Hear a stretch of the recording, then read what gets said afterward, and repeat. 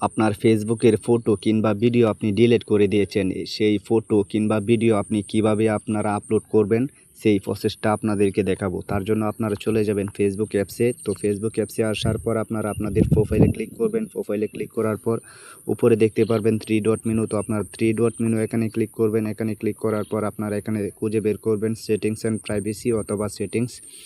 তো আপনারা ক্লিক করে নিচের দিকে চলে আসবেন।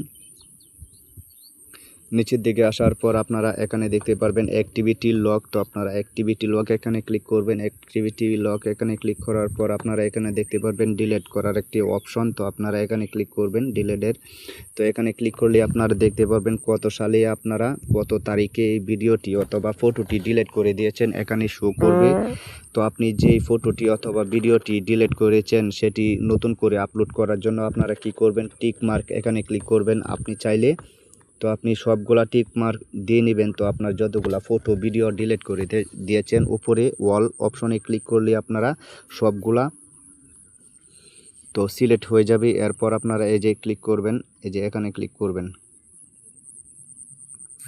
এখানে ক্লিক করলেই আপনার নতুন করে আবার আপলোড হয়ে যাবে। তো আমি এখানে ক্লিক করছি। এখানে ক্লিক করার পর এই যে রেস্টোর, তো এখানে ক্লিক করলে আবার ফেসবুকে আপলোড হয়ে যাবে।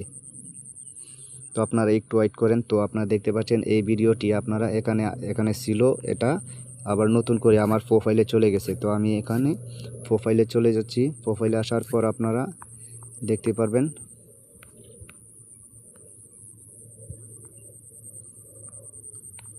তো এইভাবে আপনারা খুব সহজে আপনার ফটো কিংবা ভিডিও যদি ডিলিট করে দেন সেই ফটো ভিডিও আপনারা আবার নতুন করে আপলোড করতে পারবেন।